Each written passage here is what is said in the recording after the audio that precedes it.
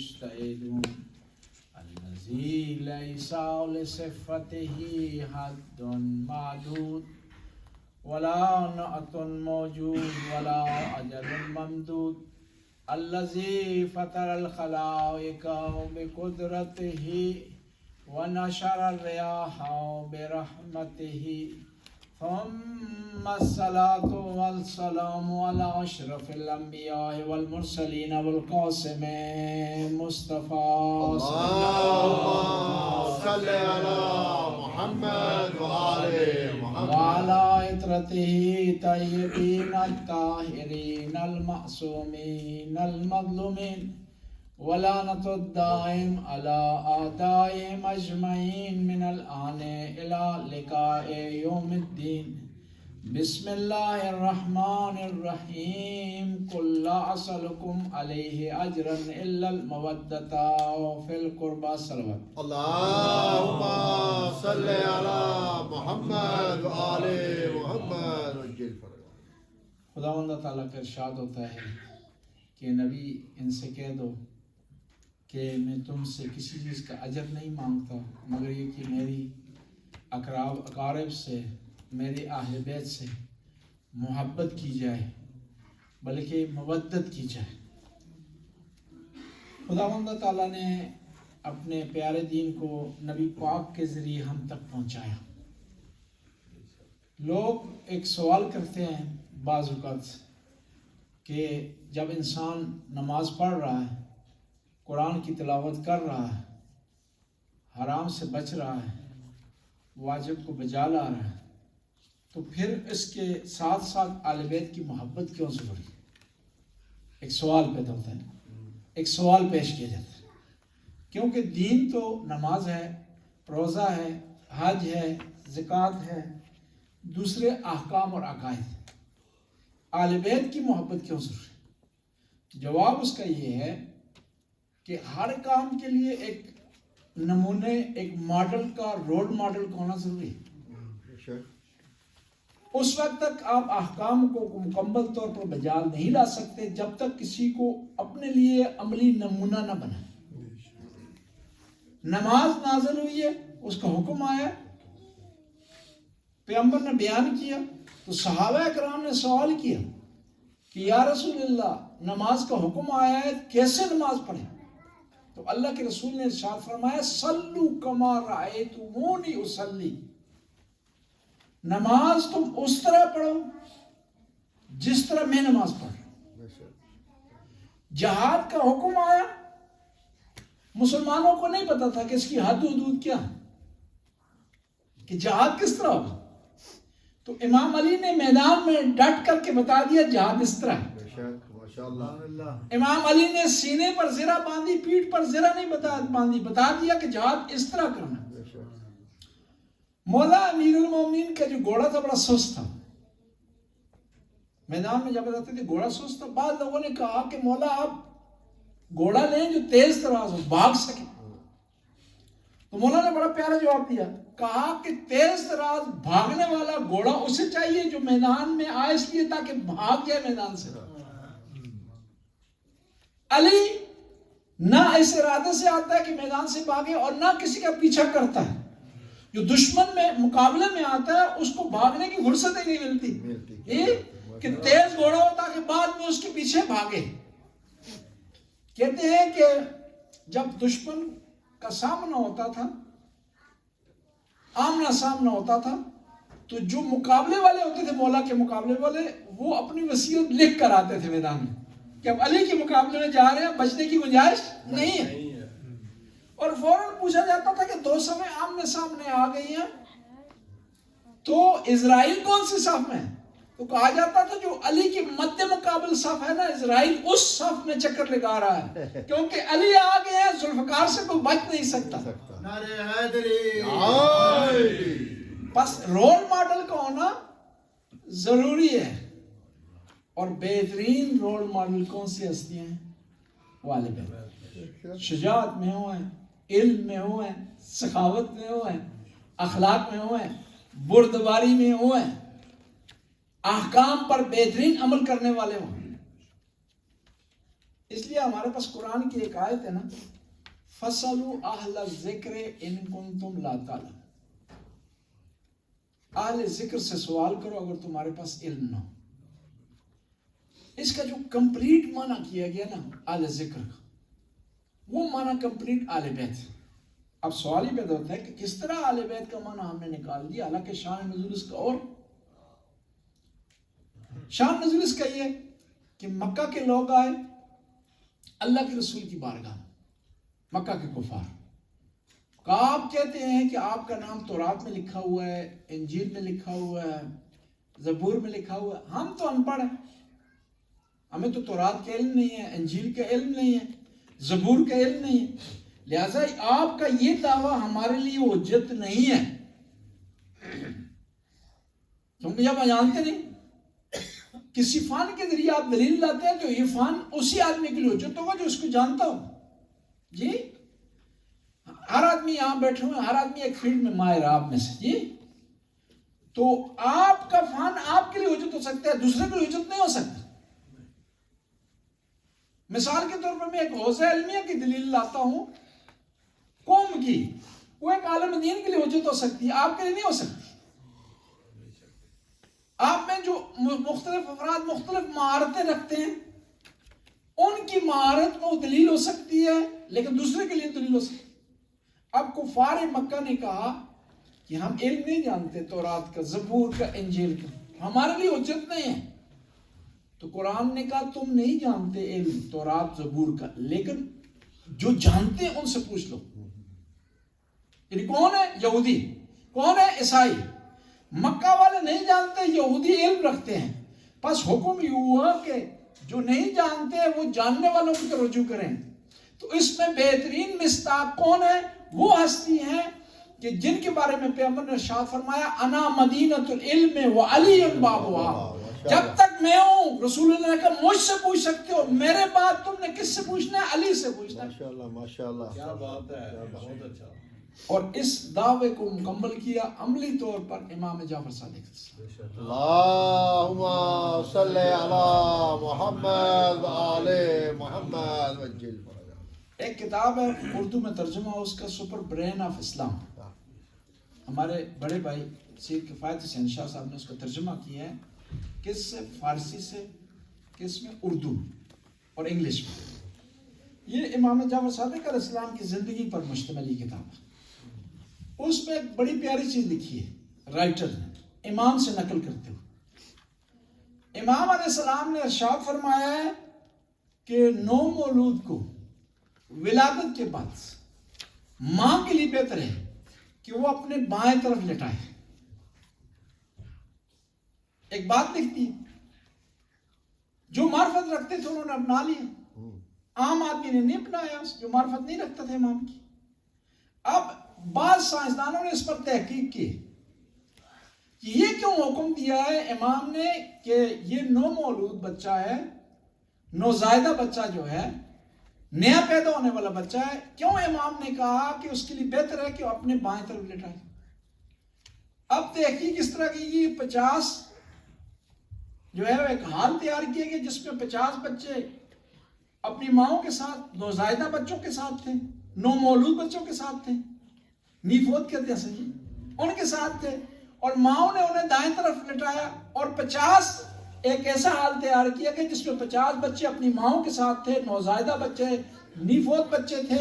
انہوں نے اس حال میں ماؤں نے اپنے نئے پیدا ہونے بچے والے بچوں کو بائیں طرف لٹایا۔ جہاں پر ماؤں نے اپنے بچے کو بائیں طرف لٹایا ہے وہ بچے سکون میں رہے، آرام میں رہے، رونا دھونا انہوں نے نہیں کیا۔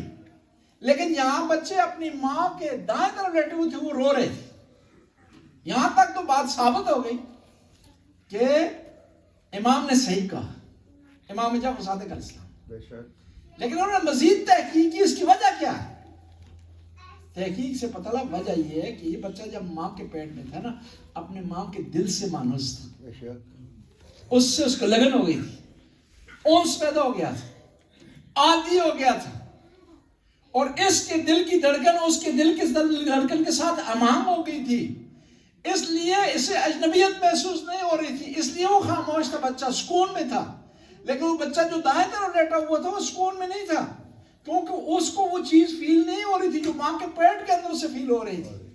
اس سے ثابت ہوا تھا کہ امام جعفر صادق کل بھی صادق تھے اور آج بھی صادق ہیں. بے شک ماشاءاللہ. کیا بات ہے، بہت اچھا. 4000 شاگردوں کی تربیت کی ہے امام جعفر صادق علیہ السلام مسجد نبوی میں. اور ان شاگردوں میں شیعہ بھی ہیں، سنی بھی ہیں، مختلف مذاہب کے لوگ ہیں، مختلف علوم سیکھ رہے ہیں. اور ان میں بہترین شاگرد جو امام کا جو آج بھی اس کی کتابیں لوگوں کے لیے رہنمائی کا سبب بن رہی ہیں وہ ہے جابر بن حیان، امام جعفر صادق علیہ السلام. اور ہر امام کا شاگرد اپنی فیلڈ میں ماہر ہے. ابان ابن تغلب نے کہا اجلس فی المجلس وافتح الناس، کہ آپ مسجد میں بیٹھیں اور لوگوں کو فتویٰ دیں. ہشام بن حکم عقائد میں ماہر ہیں. محمد بن مسلم ہے، وہ حدیث میں مہارت رکھتے ہیں. زرارہ بن آیون ہے، وہ رجال میں مہارت رکھتے ہیں. یہ تو چیدہ چیدہ نام. کیا بات ہے. 400 کتابیں امام کی ہاتھ کی لکھی ہوئی تھی یا امام کی شاگردوں کی لکھی ہوئی، اور دشمن نے جلا دی. صرف ابھی 29 اس میں سے موجود ہیں کتابیں ہمارے پاس. اور یہ اصول کافی ہے، فروع کافی ہے، روضۃ الکافی ہے، یہ تمام ان احادیث کا مجموعہ ہے جو زیادہ تر امام جعفر صادق علیہ السلام سے نقل. شاگرد طرح طرح کے شاگرد، مختلف عقیدے رکھنے والے شاگرد امام کی خدمت میں حاضر ہوتے ہیں. ان میں ایک شاگرد تھا امام جعفر صادق علیہ السلام کا، تاریخ میں اس کا نام ذکر نہیں کیا، لیکن اس سے ایک حدیث بیان کی ہے. کیونکہ جو آئمہ کی جو احادیث ہے نا وہ 3 قسموں کے، 3 طرح کے. یا امام کا قول ہے، یا امام کا عمل ہے، یا امام کی تائید ہے. امام کے سامنے کوئی چیز بیان ہوئی ہے، امام نے اس کی تائید کی، یہ بھی حدیث کا درجہ رکھتی ہے. یہ جو حدیث آپ کی خدمت میں عرض کر رہا ہوں یہ حدیث تائیدی ہے، یہ اہل سنت سے حدیث تقریری کہتے ہیں. یعنی امام نے اس کا اقرار کیا، اس حدیث کا، اس کی تائید کی ہے، اس کو اپروو کیا ہے. امام علیہ السلام کا شاگرد ہے.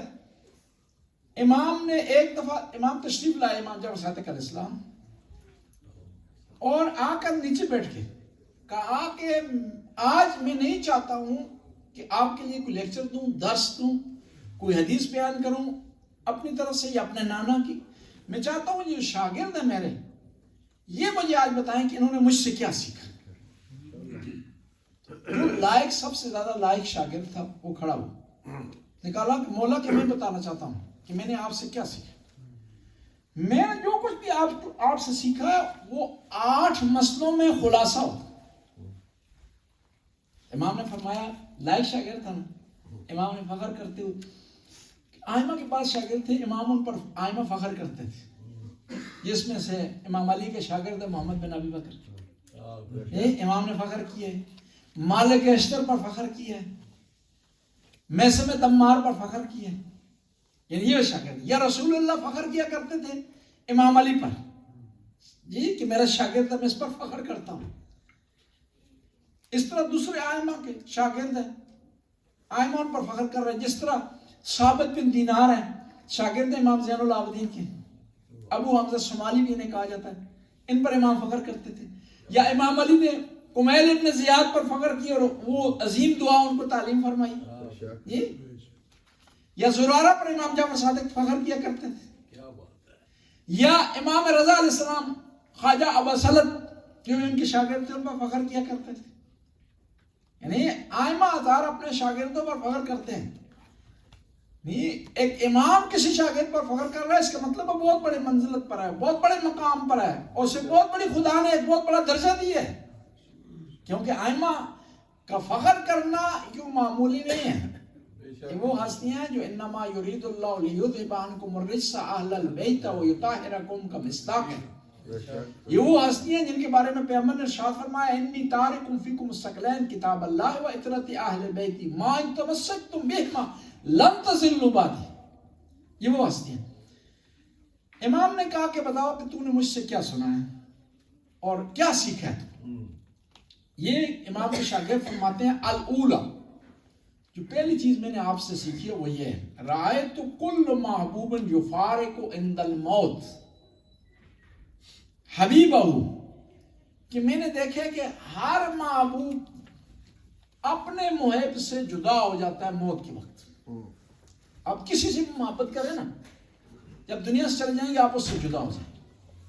مال سے محبت کریں گے تو وہ آپ سے جدا ہو جائے گا، پیسے سے محبت کریں گے تو جدا ہو جائے گا، اپنی گاڑی ٹیسلا سے محبت کریں گے، ٹیسلا سے محبت کریں گے وہ آپ سے جدا ہو جائے گی، آپ کا مکان آپ سے جدا ہو جائے گا، آپ کی پراپرٹی آپ سے جدا ہو جائے گی، وہ اکاؤنٹ جس کو روزانہ کھول کر کے چیک کرتے ہیں کہ کتنے پیسے آئے ہیں کتنے گئے ہیں، جی کوئی فالتو تو نہیں چلے گئے، آنے کا چیک نہیں کرتے فالتو آ گئے ہیں، جانے کا چیک کرتے ہیں، وہ آپ سے جدا ہو جائے گا۔ یہ شاگرد امام کا فرماتا ہے، عرض کرتے ہیں مولا کی خدمت میں امام کے شاگرد کہ ہر چیز جس سے آپ محبت کرتے ہیں، جس کو آپ چاہتے ہیں، اولاد وہ آپ سے جدا ہو جائے گی، رشتہ دار آپ سے جدا ہو جائیں گے، بیوی آپ سے جدا ہو جائے گی، شوہر جدا ہو جائے گا، موت کے وقت سارے جدا ہو جائیں گے۔ کیا فصرف تو یہ کہتے ہیں کہ میں نے کیا سوچا ہے، تو میں نے کیا کہ میں ایسی چیز سے محبت کیوں کروں جو مجھ سے جدا ہو جائے گی۔ فرماتے ہیں، عرض کرتے ہیں فصرف تو ہمتی، میں نے اپنی پوری کوشش لگائی ہے، الی ما لا یفارقنی، میں اس سے محبت کروں جو مجھ سے فراق نہ کرے، مجھ سے جدا نہ ہو، بل یونسی فی وحدتی، بلکہ ایسی چیز سے محبت کروں جو قبر میں میری تنہائی میں میرا ساتھ دے۔ کیا بات ہے، کہا ہوا فعل الخیر، وہ نیک عمل ہے۔ پیسے جدا ہو جائیں گے، مال جدا ہو جائے گا، لیکن نیک عمل ہوگا، وہ قبر میں مجھ سے جدا نہیں ہوگا، میرے ساتھ رہے گا، میری پروٹیکشن کرے گا، میرے ساتھ تعاون کرے گا، مجھے مشکلات سے بچائے گا۔ کہتے ہیں کہ جب انسان دنیا سے جاتا ہے نا تو اس کا نامہ اعمال بند ہو جاتا ہے، نیک عمل کیے ہیں تو کیے ہیں، اس کے بعد اضافہ نہیں ہونے والا۔ لیکن 3 ایسے کام ہیں جو مرنے کے بعد بھی انسان کو فائدہ دیتے ہیں۔ العلم ینتفع بہ، ایسا علم چھوڑا ہے جس سے لوگ فائدہ اٹھا رہے ہیں۔ دیکھیں نا، شیخ عباس قمی ہم سے ہمارے درمیان اب نہیں ہے، لیکن ان کی مفاتیح الجنان کتاب لکھی ہوئی جی، وہ آج بھی لوگوں کو فائدہ پہنچا رہی ہے۔ جو پرانے زمانے میں ہوتی تھی تحفۃ العوام پاکستان میں، جی یہ مولانا منظور کی لکھی ہوئی تھی نا جی، وہ آج بھی لوگوں کو فائدہ پہنچا رہی ہے۔ نیج البلاغہ جو ہے وہ سید رضی نے لکھی، مولا کے خطبات جمع کیے، خط جمع کیے، مولا کے کلمات کثار جمع کیے۔ اب ہمارے درمیان نہیں ہے سید رضی، لیکن ان کی کتاب سے لوگوں فائدہ اٹھا رہے ہیں اور ان کے نیک اعمال میں اضافہ ہو رہا ہے۔ العلم ینتفع بہ، دوسری ولد صالح، نیک اولاد۔ آپ دنیا سے چلے گئے، اب رابطہ دنیا سے آپ کا کٹ گیا، آپ کے نیک اعمال میں اضافہ نہیں ہو سکتا، آپ کی اچھائیوں میں اضافہ نہیں ہو سکتا، لیکن نیک اولاد کیا ہے؟ وہ آپ کے نیک اعمال میں سبب بن سکتی ہے، اضافے کا سبب بن سکتی ہے۔ اور تیسرا صدقۃ جاریہ، اور پھر بعض اوقات ضروری نہیں ہوتا کہ آپ ایکسٹرا پیسے خرچ کریں، یہ جو آپ خمس نکال رہے ہوتے ہیں، زکوٰۃ دے رہے ہوتے ہیں، غریبوں کی مدد کرتے ہیں، اسے منظم طریقے سے کریں گے تو آپ کے لیے صدقہ جاریہ بن جائے گا۔ سارا سال آپ کسی حوالے سے نیک کام کرتے رہتے ہیں، لیکن اسی کو منظم طریقے سے کریں، کو مسجد بنا دیں، مدرسہ آپ بنا دیں، یا کہیں پانی کی ضرورت ہے وہاں کنویں کا انتظام کر دیں، ہینڈ پمپ لگا دیں، جب تک لوگ اس پانی سے فائدہ اٹھاتے رہیں گے آپ کی نیکیوں میں اضافہ ہوتا رہے گا۔ آپ دنیا سے چلے گئے، آپ کا رابطہ نہیں ہے دنیا سے، آپ کے نیک اعمال میں اضافہ نہیں ہو رہا، لیکن آپ نے مسجد بنائی ہے، جب تک لوگ نماز پڑھتے رہیں گے آپ کی نیکیوں میں اضافہ ہوتا رہے گا۔ مدرسہ درس بنا دیا، جب تک وہاں تلاوت ہوتی رہے گی، جب تک وہاں پر درس و تدریس ہوتا رہے گا، جب تک وہاں پر بیان ہوتا رہے گا کہ امام جعفر صادق نے کیا ارشاد فرمایا، امام باقر علیہ السلام نے کیا ارشاد فرمایا، امام زین العابدین نے کیا ارشاد فرمایا، تو آپ کے نیک اعمال میں اضافہ ہوتا ہے۔ ماشاءاللہ۔ بس ایسا دوست بنائیں، ایسا محبوب بنائیں جو آپ کو اس دنیا میں بھی کام آئے اور آپ کی آخرت میں بھی کام آئے. پھر امام نے کہا احسنت واللہ، اپنے شاگرد کو امام جعفر صادق نے ارشاد فرمایا کہ بہترین بات تم نے کی. کیا بات. پھر کہا الثانی، کہتے ہیں دوسرا جو درس میں نے آپ کے لیکچر سے، آپ کے درس سے حاصل کیا وہی کیا ہے؟ قال، اس نے کیا کہا؟ راوی نے کہا، امام کے جو صحابی انہوں نے کہا رأیت قوما یفرحون یا یفخرون بالحسب والآخرین بالمال والولد. کہتا ہے کہ میں نے دیکھا کہ لوگ کیا فخر کر رہے ہیں کس پر؟ اپنے حسب و نسب پر، کہ میں فلاں کا بیٹا ہوں، میرا شجرہ فلاں آدمی سے ملتا ہے، میں فلاں خاندان سے ہوں. اور کچھ لوگ فخر کرتے ہیں کس پر؟ مال پر، کہ میرے پاس اتنا پیسہ ہے، میرے پاس اتنی پراپرٹی ہے، میں فلاں گاڑی میں بیٹھتا ہوں، میں فلاں گھر میں رہتا ہوں، میں شہر کے فلاں ایریے میں رہتا ہوں، اس پر فخر کر رہے ہیں. تو یہ راوی کہتے ہیں، امام کے شاگرد فرماتے ہیں وَإِذَا ذَلِكَ لَا فَخْرَ، کہتے ہیں اس میں کوئی فخر نہیں ہے کہ انسان کس طرح کا پہن رہا ہے، کس طرح کا کھا رہا ہے، کہاں رہ رہا ہے، کون سی گاڑی ہے اس کے پاس، اور اس میں فخر نہیں ہے. فخر کس میں ہے؟ خدا فرماتا ہے ان اکرمکم عند اللہ اتقاکم، کہ تم میں سب سے زیادہ فخر والا وہ آدمی ہے، کرامت والا وہ آدمی ہے جس کے پاس کیا؟ تقویٰ ہے. یہ فخر عظیم ہے. فَإِشْتَعِدْتُ، یہ امام کا شاگرد کہتا ہے کہ میں نے پھر کوشش کی کہ ان اکون عندہ کریما، کہ میں خدا کے نزدیک فخر والا بن جاؤں. وہ کب بنوں گا؟ جب میرے پاس تقویٰ ہوگا. اب تقویٰ کیا ہے؟ تقویٰ کی بنیاد دو چیزیں، پھر اس میں جتنا گوڑ ڈالیں اتنا ہی میٹھا. یہ بنیاد کیا ہے؟ محرمات سے بچیں اور واجبات کو بجا لائیں. واجبات کو بجا لائیں. 10 واجبات ہیں آپ پر، کوشش کریں جہاں کہیں بھی آپ پر کوئی چیز واجب ہوتی ہے تو آپ اس کو ادا کر دیں. 10 چیزیں کون سی ہیں؟ فروع دین، یہ واجبات ہیں. ان پر عمل کریں، ان کو ادا کریں. نماز سے لے کر کے تولا اور تبرہ تک ان کو ادا کر دیں. آپ نے کیا کیا ہے؟ آدھا ایسا تقویٰ کا ادا کر دیں. پھر دوسرا محرمات سے بچیں، اور پھر اس میں احتیاط لازمی ہے. خاص طور پہ اس ملک میں رہ رہے ہیں آپ، کھانے پینے کے حوالے سے زیادہ مبتلا بے مسئلہ ہے کہ آپ چیک کریں، اس میں احتیاط کریں. ویسے نہیں ہے کسی نے لکھ دیا حلال، اوپر مور لگا دیے تو آپ نے خرید لی. ایک دفعہ مومن نے گوشت خریدا تو مجھ سے پوچھنے لگا خریدنے کے بعد کہ اب میں اس کو کھاؤں یا نہ کھاؤں. میں نے کہا کیا ہے؟ کہا اس پہ مور لگی. میں نے کہا کہ تھنٹک مور نہیں کھا سکتا. آپ مولوی صاحب پیسے کر دے دیے، آپ کیا کریں؟ جی میں آپ سے پوچھتا ہوں، اگر زہر کے پیسے آپ دے دیں جی، اور آپ کے پاس پڑی ہوئی ہے کہ آپ پیسے دے دیے، آپ کھانا ہے، تو کبھی بھی آپ نہیں کھائیں گے. یہ پیسے تو ضائع ہوئے ہیں، کہ اور پیسے نہ لگانے پڑ جائیں.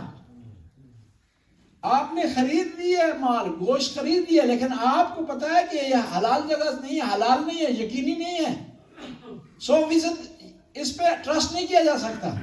جس طرح آپ وہ زہر کو استعمال نہیں کریں گے نا، اس طرح آپ اس کو استعمال کریں. بعض اوقات ایسا ہوتا ہے یہ چاکلیٹ، اس میں اس کے اوپر لکھا ہوا ہے کہ اس میں کیا جی وہ نام ہوتا ہے شراب کے وڈکا، اس کا لکھا ہوا ہے، سائن بھی لگا ہوا ہے. اب مومن نے خرید لیا ہے، اب کیونکہ خرید لیا ہے، پیسہ دے دیا ہے، تول میں آ گیا ہے، اب وہ چھوڑ نہیں سکتا اس کا. نہیں، آپ نے اس کو چھوڑنا ہے. آپ کی غلطی ہے، آپ نے احتیاط نہیں کی، خرید لی ہے. اب آپ کو پتہ چل گیا ہے کہ اس میں شراب پائی جاتی ہے، الکوہل پایا جاتا ہے، تو آپ اس کو استعمال نہیں کر سکتے. آپ اس کو سائڈ پر چھوڑنا ہے. پٹھان والا کام نہیں کرنا کہ اب تول میں آ گیا جو ہے اب چی کرے پری کہ ہم نے کھانا ہے. جی ایسا مسئلہ نہیں ہے. جی وہ کہتے ہیں مشہور و معروف ہے، وہ ہمارے علاقے میں ہوتے ہیں ہم لوگ، چھوٹے چھوٹے کالے کالے دانے ہوتے ہیں. وہ ایک خرید لیے ایک آدمی نے جی. اچھا آج اہم بھی نہیں ہے تو آسانی سے بیان بھی کیا جا سکتا ہے. صلوات پڑھنا محمد آل محمد. خریدی کا صلوات اللہم صلی علی محمد آل محمد. تو وہ خرید لیا اس نے، اس میں وہ آ گئی تبوڑی. اب جو منہ میں ڈالا ہم لوگ تو اس نے آواز دی جی، اس نے کہا بھائی چی کرے یا پری کرے، اب ہمارے تول میں آ گیا جی، ہمارے کنٹرول میں آ گیا. ایسا معاملہ نہیں ہونا چاہیے کہ آپ نے خرید لیا، آپ پتہ چلا کہ اس میں حرام چیز پائی جاتی ہے، حرام نمبر ہے اس میں، تو آپ نے اس کو سائڈ پر رکھتے ہیں. کیونکہ ہم کس کے ماننے والے؟ امام جعفر صادق علیہ السلام، امام موسیٰ کاظم کے ماننے والے. ایک شخص تھا، اس کا نام تھا ابراہیم جمال. اس کا کاروبار تھا ٹرانسپورٹ کا اس زمانے کے مطابق. یہ آپ نہ کہیں کہ مولانا صاحب نے ٹرانسپورٹ کہہ دیا تو آپ کے ذہن میں گاڑی آ جائے، یہ ٹریل آ جائے، یہ وارے بیل آ جائے، ایسا نہیں. اونٹوں کا کام تھا. وہ ہر سال کرائے پر اونٹ دیتا تھا کس کو؟ ہارون رشید کو. اور امام کو جب پتہ چلا تو امام نے اسے بلایا، کہا کہ تم دیتا ہے اس طرح، اس کو کرایہ پر. اس نے کہا مولا حج کے لیے دیتا ہوں، کوئی غلط کام کے لیے نہیں دیتا ہوں، حج کے لیے اسے کرایہ پر دیتا ہوں، یعنی غلط کام کی لوٹنے کے لیے نہیں دیتا، شراب کے لیے، انجاموں کے لیے نہیں دیتا. تو امام نے اس سے سوال کیا کہ بتاؤ تو ہر سال ہارون رشید کو یہ اونٹ کرایہ پر دیتا ہے اور تیری یہ خواہش ہوتی ہے نا کہ یہ صحیح سالم واپس آ جائے ہارون رشید؟ کہاں مولا خواہش ہوتی ہے، کیونکہ میرے اونٹ ہیں اس کے پاس، یہ صحیح سالم واپس آئے گا تو تب میرا کرایہ بھی دے گا اور اونٹ بھی مجھے واپس کرے گا. کہا مولا نے کہا کہ ایک ظالم ایک آدمی، خونخوار آدمی کے لیے یہ خواہش کرنا کہ وہ صحیح سالم رہے، یہ بھی ظلم ہے. جب امام نے اس طرح بتایا تو نیکسٹ ایئر اس کے پاس اونٹ نہیں تھے، بیچ دیے تھے. اس نے بہانہ نہیں کیا کہ مولا میں نے یہ کام سیکھ چکا ہوں، مجھے اور کوئی کام آتا نہیں ہے جی، اب یہ بیچنے کے بعد مجھے سوشل پر جانا پڑ جائے گا. آج کے الفاظ بتا رہا ہوں جی. جس طرح بعض مومنوں کو کہا جاتا ہے کہ بھئی آپ یہ کاروبار نہ کریں، تو کہتے ہیں مولانا صاحب ہمیں اور کوئی کاروبار آتا ہی نہیں. ایک دفعہ یہاں چلے گئے ایک مومن کے پاس، تو اس نے شراب رکھی ہوئی تھی. اس کو کہا کہ یہ شراب نہ رکھیں آپ، ریسٹورنٹ آپ کا چل رہا ہے بہترین، اس کو کیوں رکھا ہوا ہے، اس زہر کو کیوں رکھا ہوا آپ نے جی؟ تو کہنے لگے کہ مولانا صاحب آپ مسجدوں والے 10,000 کروڑ مہینے کا مجھے دیں نا تو میں اٹھا لوں گا. جس طرح وہ مجھے کوئی اس سے منافع ہو رہا ہے، شراب اٹھائے گا نا تو مجھے اس کا ٹیکس آئے گا مولانا صاحب کا جی.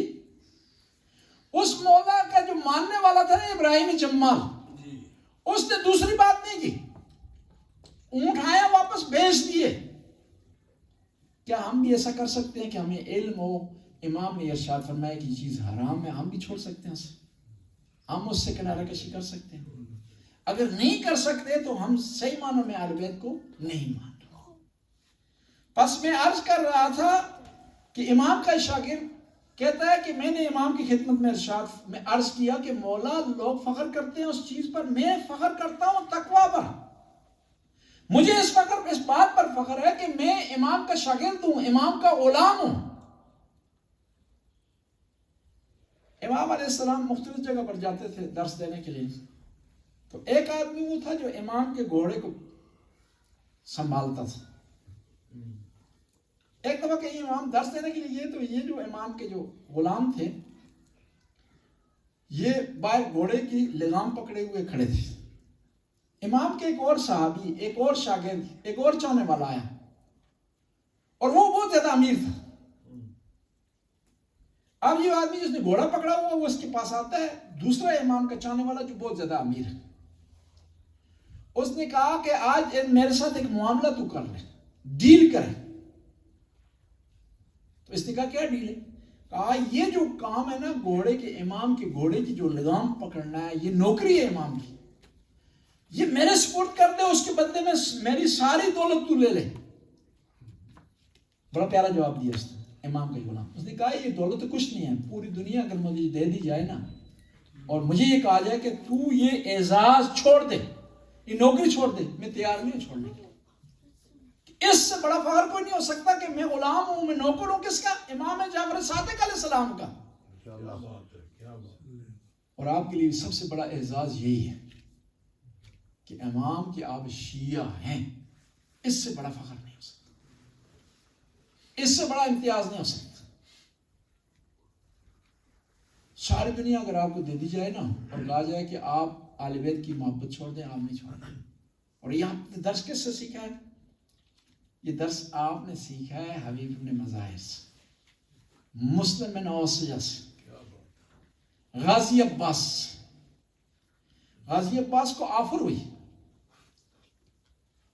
9 محرم کو آفر ہوئی شبر کی طرف سے کہ اس طرف آ جائیں سب کچھ آپ کو ملے گا، پیاس بھی آپ کی ختم ہو جائے گی، ٹینشن بھی آپ کا ختم ہو جائے گا. یہاں پر آپ کمانڈر ہیں 72 افراد کی، اس طرف آ جائیں گے 30,000 کے کمانڈر بن جائیں گے.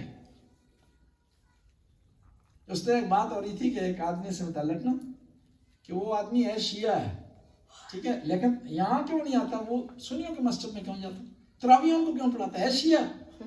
میں نے کہا کہ یہاں آ جائے گا 15 آدمی کی پیش نماز بنے گا زیادہ سے زیادہ نا، وہاں 300 آدمی. کون ہے جو ہے وہ 300 آدمیوں کو چھوڑ کر 15 آدمی کے پیچھے آئے گا؟ اور وہاں تراویح پڑھانے کے پیسے ملیں گے مہینے کے آخر میں 30,000 کروڑ ملے گا. یہاں پر تو کچھ نہیں ملنا جی، یہاں تو کچھ بھی نہیں ملنا، یہاں صرف اہل بیت کی محبت ہے اور کچھ نہیں ملنا. آفر ہوئی کس کو؟ غازی عباس کو. 30,000 کی لشکر کا کمانڈر آپ کو بنا رہے ہیں، انعام بھی دیں گے، پروٹوکول بھی دیں گے، سب کچھ ملے گا. لیکن غازی عباس نے ٹھکرا دیا اس کو، اور کیا کر دیے؟ سودا جیت لیا. اچھا سودا کر رہی ہے، کیونکہ وہ جو لشکر تھا جنہوں نے امام حسین کو شہید کیا، آج ان میں سے کوئی ہے چلا گیا دنیا سے نا، کوئی بھی نہیں رہا. کربلا کے میدان میں امام حسین جب چلے ہیں نا مدینہ سے، تو امام نے بھی جس طرح میں عرض کیا نا ابراہیم جمال اونٹ کرائے پر دیتے تھے، امام نے بھی اونٹ کرائے پر لیے، کیونکہ اتنا بڑا قافلہ جا رہا ہے، ایک لمبا سفر اس نے طے کرنا اور پتہ بھی نہیں ہے اس کی اینڈ کہاں پر ہونی ہے، تو ان کو ٹرانسپورٹ کی ضرورت ہے نا. یہ امام اونٹ کرائے پر لیے، ایک قافلہ آیا مکہ، اونٹ کرائے پر ہے امام کے پاس، وہاں سے چلے ہیں مدینہ، مکہ سے چلے ہیں کربلا کی طرف. یہ جو اونٹوں کا جو مالک تھا نا یہ سچویشن دیکھتا رہا، اور عاشورہ کے دن جب سارے امام کے ساتھی مارے گئے نا، یہ آیا امام کی خدمت میں، کہا کہ یبن رسول اللہ میرا ان کاموں سے لین دین نہیں ہے، میرا کہاں کاروبار ہے، میں نے آپ کو اونٹ کرائے پر دیے ہیں، اب میں نے دیکھا ہے کہ معاملہ جو ہے وہ آگے بڑھ رہا ہے، آپ اکیلے رہ گئے ہیں، تو میں پریشان ہو گئی ہوں اپنے اونٹوں سے متعلق جی، لہٰذا اس سے پہلے کہ آپ شہید ہو جائیں میرا کرایہ بھی دیں اور میرے اونٹ میں میرے حوالے کریں. امام نے اتمام حجت کے لیے کہا کہ تم دیکھ رہے ہو سچویشن، میرا کوئی نہیں رہا، سارے میرے مارے گئے ہیں، تھوڑا سا میرا ساتھ دے، جنت کی تجھے ضمانت دیتا ہوں، تجھے اپنے نانا کی شفاعت کی ضمانت دیتا ہوں. انہوں نے کہا نہیں جی میرا کاروبار ہے، میرے اونٹ میرے حوالے کریں اور میرا کرایہ بھی. امام نے اس سخت وقت میں اس کو ڈبل کرایہ دی، یہ نہ کہ اب پھنس کے گھیرے میں ہے تو امام سے کرایہ نہیں دیا، ڈبل کرایہ دیا اور محفوظ راستہ بھی دکھایا اسے، کیونکہ دشمن نے چاروں طرف سے گھیرے میں لیا ہوا تھا، نکلنے کی بچ جانے کی گنجائش نہیں. امام نے اسے محفوظ راستہ دکھایا، کرایہ سے دیا، اور جہاں تک ہو سکتا تھا اس کی امرائی کی کہ کوئی اس کو نقصان نہ پہنچائے. حالانکہ آپ دیکھیں نا عاشورہ کے دن ہے، پیاس کا عالم ہے، بچے ایک طرف رو رہے ہیں، خیموں میں کوہرام ہے، امام اکیلے رہ گئے ہیں، اور تھوڑی دیر بعد امام مدد کے لیے پکارنے والے ہیں جی. امام نے اسے محفوظ راستہ دیا، دکھایا. اس سے پتہ چلتا ہے کہ امام کو محفوظ راستے کا علم تھا جی. نہیں، امام کربلا میں جو ٹھہرے ہیں نا اختیار سے ٹھہرے، مجبور نہیں، پھنس نہیں گئے کربلا میں کہ اب نکلنے کا راستہ نہیں ہے جی، بس یہ ہتھیار پھینک دیں اور دشمن کے سامنے سرنڈر ہو جائیں. راستہ بتایا، یہ نکل گیا وہاں سے، اپنے اونٹ لے کر کے وہاں نکلا. امام نے اسے کرایہ دیا، راستے میں کیا کر دیے، ڈاکوؤں نے اس پر حملہ کیا، اس کے اونٹ چھین لیے، اس کو قتل کر دیا، اس کے پیسے بھی اٹھا لیے. یہ بھی مارا گیا، حبیب ابن مظاہر بھی شہید ہوئے، لیکن جیتا کون؟ حبیب جیت گیا. اس لیے تو امام نے فرمایا تھا کہ میرے ساتھیوں موت تمہارے اور جنت کے درمیان پل ہے. بس میں عرض کر رہا تھا کہ آپ نے اس چیز پر عمل کرنا ہے جو امام نے آپ کو سکھایا ہے, جو امام کے درس سے ملا ہے. وہ کیا ہے؟ واجبات پر عمل کریں, محرمات سے بچیں, اور اس چیز پر آپ فخر کر سکتے ہیں. پھر الثالث تیسرا درس جو امام کے ساتھی کہتے ہیں, امام کے جو صحابی ہیں, امام کے جو نوکر ہیں, وہ عرض کرتے ہیں امام کی خدمت میں. تیسری چیز میں نے جو آپ سے سیکھی ہے, قال رأیت الناس اللہو والناس وتربہم, میں نے دیکھا کہ لوگ لاہب اور لاہب میں مبتلا ہیں, یعنی ایسے کام جس سے خدا نے منع کیا ہے اس پہ مبتلا ہیں, اس کو اہمیت دیتے ہیں. یعنی کیا ہے؟ وہ کام کر رہے ہیں کہ جس سے آل بیت نے منع کیا. لیکن میں نے ایسا نہیں کیا. سمعت قولہ تعالی, میں نے اللہ کا قول, اللہ کا جو کلام سنا ہے, اس میں کیا کیا ہے کہ لاہب لاہب کی طرف نہیں جانا, لاہب اور لاہب کی طرف نہیں جانا. کیا وَأَمَّا مَنْ خَافَ مَقَامَ رَبِّهِ وَنَهَا النَّفْسُ عَنِ الْهَوَىٰ فَإِنَّ الْجَنَّةَ وَهِيَ مَأْوَاهُ, کہ خدا کے نزدیک وہ آدمی کامیاب ہے جو اپنے آپ پر کنٹرول کرتا ہے, ہوائے نفس پر کنٹرول کرتا ہے, پھر خدا اسے جنت دیتا ہے. اب لاہب کیا ہوتا ہے اور لاہب کیا ہوتا ہے؟ ایک واقعے کے ذریعے آپ خدمت میں عرض کرتا ہوں. امام موسیٰ کاظم ہے, اللہم صلی علی محمد علیہ محمد. 14 سال قید کاٹی ہے امام نے. 14 سال کہنا آسان ہے, کاٹنا مشکل.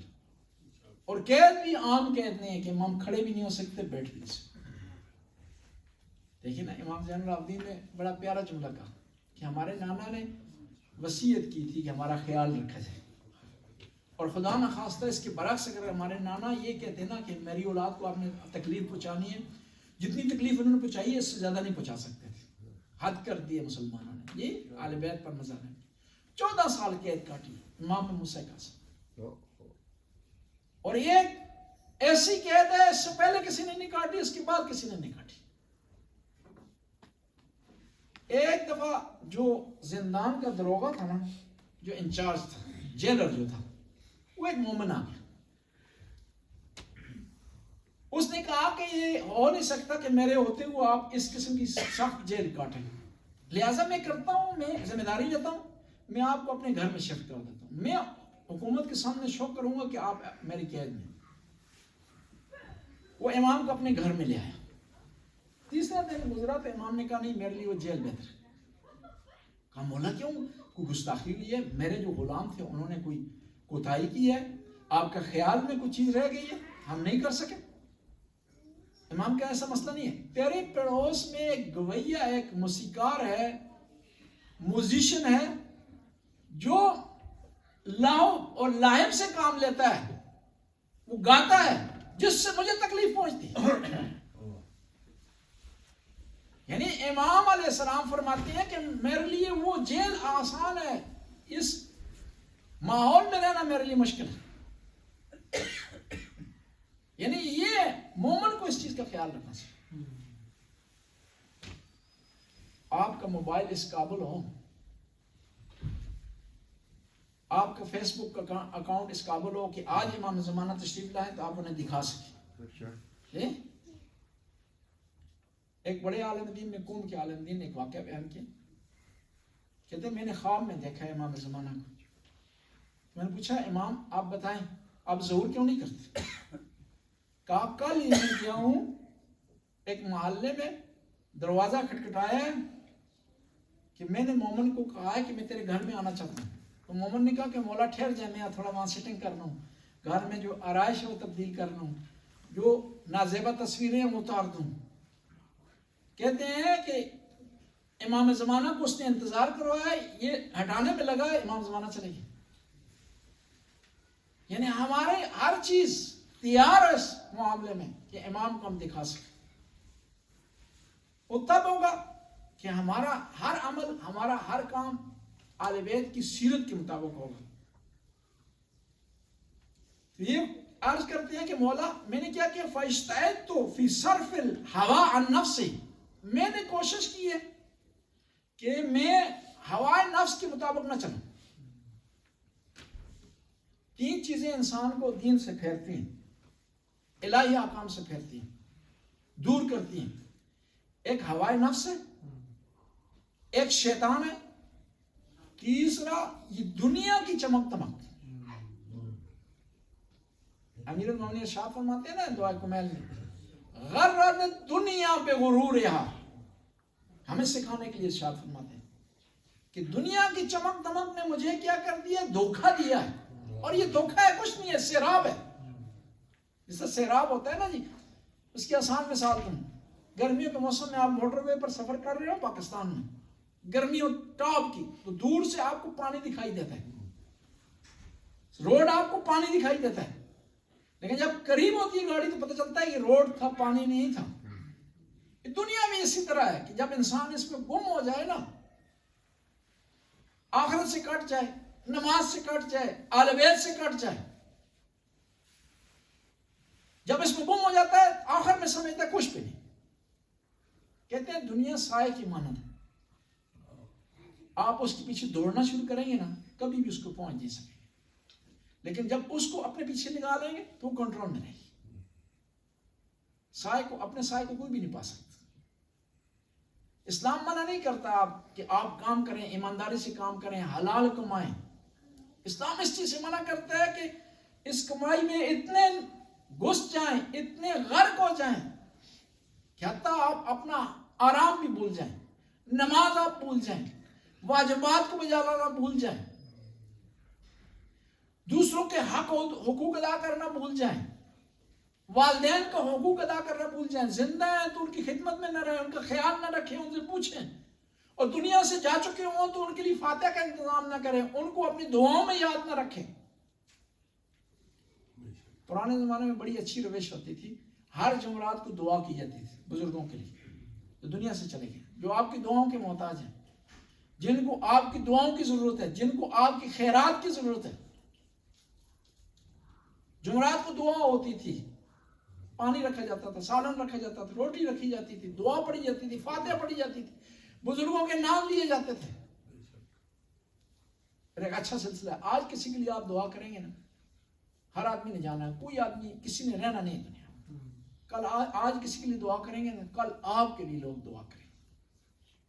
اگر چاہتے ہیں کہ آپ کے لیے دعا ہو، آپ کے لیے آسانیاں ہوں کل کو، تو آج دوسروں کے جو جا چکے ہیں اس دنیا سے، ان کے لیے آسانیوں کا انتظام کریں. یہ 8 درس ہیں امام کے، ہم مکمل نہیں کر سکیں گے، وقت ہمارا گزر گیا. انشاءاللہ پھر کبھی فرصت ہوگی تو یہ 3 درس آپ کے خدمت میں عرض کیے ہیں جو امام جعفر صادق کے شاگرد نے امام کی خدمت میں پیش کیے، جو امام سے انہوں نے حاصل کیا. امام جعفر صادق علیہ السلام اتنا بڑا علم، اتنی بڑی یونیورسٹی رکھنے کے باوجود، اتنے زیادہ شاگرد ہونے کے باوجود کربلا کو ہمیشہ یاد کیا کرتے تھے اور کہتے، یہ مدینے کے لوگ یہ گواہی دے رہے ہیں کہ محرم کا چاند لوگ نہیں دیکھتے تھے، اور ان کو محرم کا چاند دیکھنے سے علم نہیں ہوتا تھا کہ محرم شروع ہو گیا. امام جعفر صادق علیہ السلام سے گھر سے گریے کی جو آواز بلند ہوتی تھی نا، اس سے پتہ چل جاتا تھا کہ محرم شروع ہو گیا. اور اسپیشل امام علیہ السلام شعراء کو بلاتے تھے، ذاکرین کو بلاتے تھے اور مجلس کا انتظام کرتے تھے. کہتے ہیں امام کے ایک شاگرد ہیں، ابا بصیر ان کا نام. مجلس میں امام تشریف فرما تھے، ذاکر مصائب پڑھ رہا تھا تو سارا مجمع رو رہا تھا. تو امام نے آواز دی، ابا بصیر تو نہیں رو رہا؟ کہا مولا میں رو رہا ہوں، آپ کے جد کے غم میں رو رہا ہوں. کہا نہیں، اس طرح رونا، اس طرح نہ رو، اس طرح رو جس طرح فاطمہ الزہرا اپنے بیٹے کے غم میں روتی ہے. ایک دفعہ امام تشریف فرما رہے تھے تو کربلا کا تذکرہ ہوا تو پتہ ہے امام نے کیا کہا؟ کہا جب منصور دوانکی نے میرے گھر کو آگ لگائی نا، ایک دفعہ منصور دوانکی نے امام کے گھر کو آگ لگائی.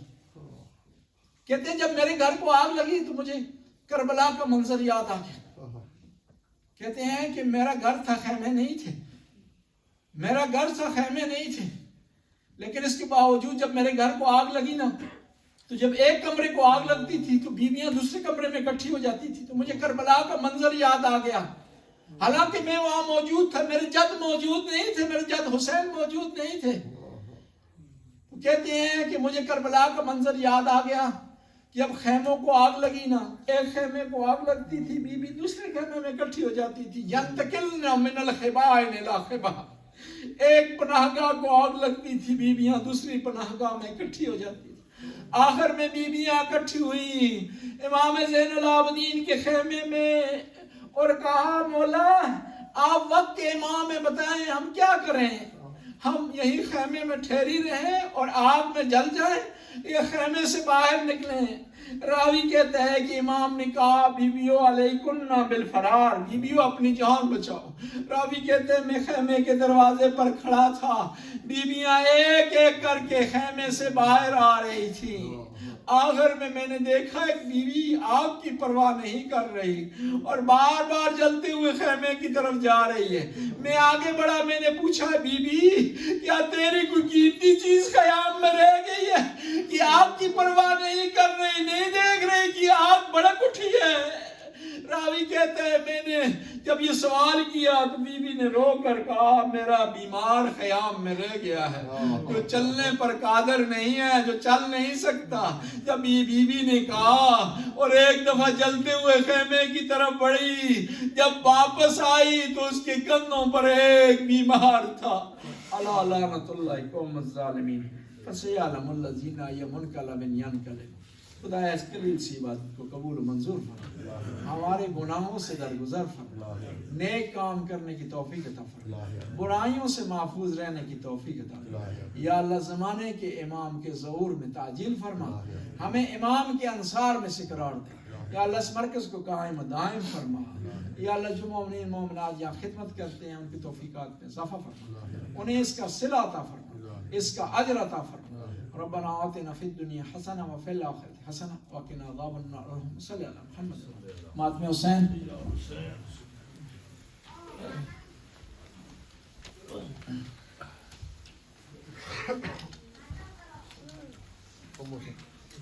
جی یا حسین محمد سے نو پڑھیں۔ یا حسین یا حسین یا حسین